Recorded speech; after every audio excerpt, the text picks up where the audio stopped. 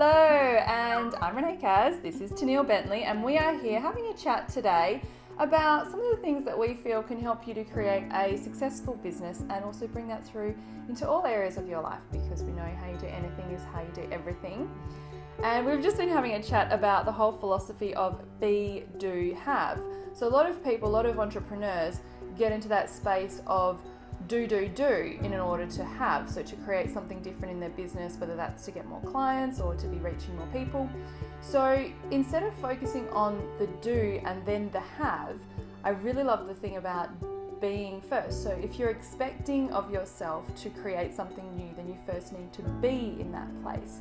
So Tenille, what are your thoughts around be, do, have? And have you ever been in a place where you've been driven from the do first rather than the be first, and what difference did that create for you in your life? Totally. And I think I think the thing that we've been taught culturally is that there's be over here and there's do over here, and they're two separate things, right? And what I feel like we're in the precipice of now learning is how can we still do and be while we're doing? Yes. And that's what I practice a lot, is how can I still be doing what I'm doing but be in that space and be in the moment of that space. Yeah.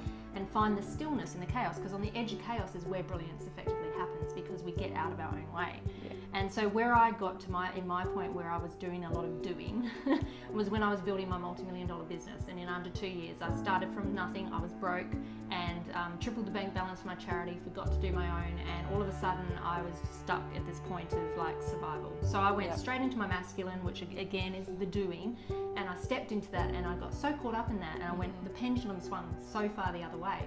Yes, I built a multi-million-dollar business. Yes, I had 50 staff. I'd won a multitude of national awards, and to society I looked successful.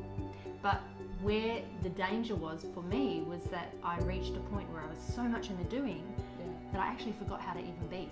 I forgot about my feelings. I didn't know how to feel.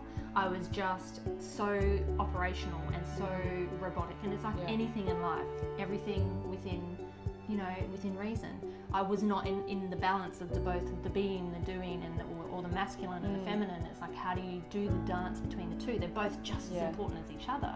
But how do you find that dance? And the only way you can, sometimes for me, was going through the extremes of either side. So I went from extreme being to extreme doing, and then I found my place in the middle.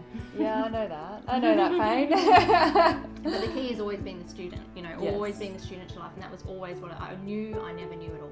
The ones that profess to know it all are typically the ones that don't, because when you really do know a lot and learn a lot about life and consciousness and the state of being, and what we have the capacity to create in our reality, you realise that rabbit hole goes so far that we don't know a scratch of the scratch of the scratch. Exactly. Yeah.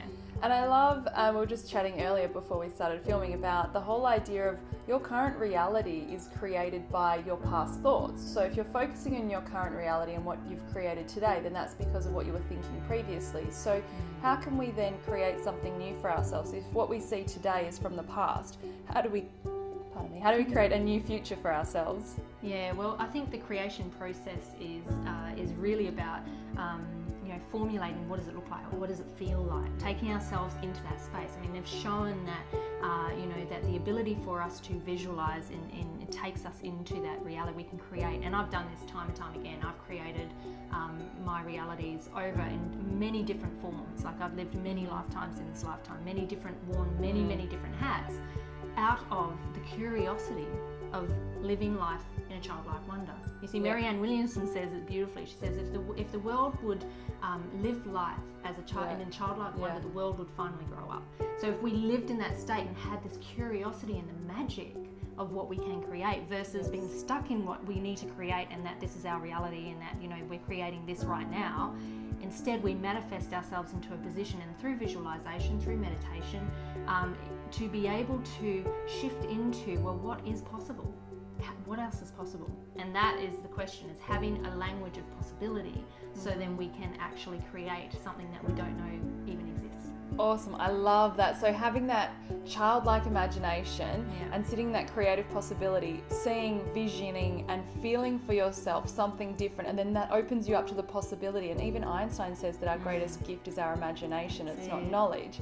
So being able to really imagine for yourself, so getting grounded, getting centered, meditating first, connecting with yourself first, and then going into these visions, and then that's going to help create something different for yourself that you haven't already created for yourself. And just now. having fun. Like I found I got so serious about business, like this was my business serious face. You know, it was just like got so serious about everything that it was just like, it's time to play with this. And what I would do is look at a situation like a movie. And I'd be in this board meeting and somehow I end up in some of the most amazing situations and I'm like, how am I even here? Like, you know, in my age of what I've done, and I don't have any formal qualifications yet, I'm sitting on a $200 million board and they're seeking my advice. And I'm like, how am I here? And it's like, okay, well, I created this. And then I'm there and I'm like, well, I'm going to have fun with this instead and just see where it goes. But have fun within the realms of also delving into the balance of the heart and head logic. So still being able to deliver value, but having fun with it and not getting so attached to the outcome and the attachment to how that makes you look or how whether or not that makes you perceived as being loved and accepted, because that is everyone. That's our sole purpose of what drives a lot of people, is whether or not we're being loved and accepted. And so that drives itself in different modalities and forms and behaviours of how it is we act and interact. And when we do that, it's like, well, hang on, okay, I'm doing that because it's coming from a place of being loved and accepted. So when you unravel that, you begin the process of having more fun with life and playing with the possibility. So it's cool. Awesome. I love that. So be, do, have, and really get into that childlike imagination. It's going to help you to create a successful business beyond your wildest dreams. Not stuck in an idea of how you think it might be, but being open to the creative possibility of what it could be. And knowing that successful could be, just being the most awesome mum. It doesn't have to be the business of being a human being. Could be a business. It's just perception. Beautiful. I love that. Thank you, Tenille.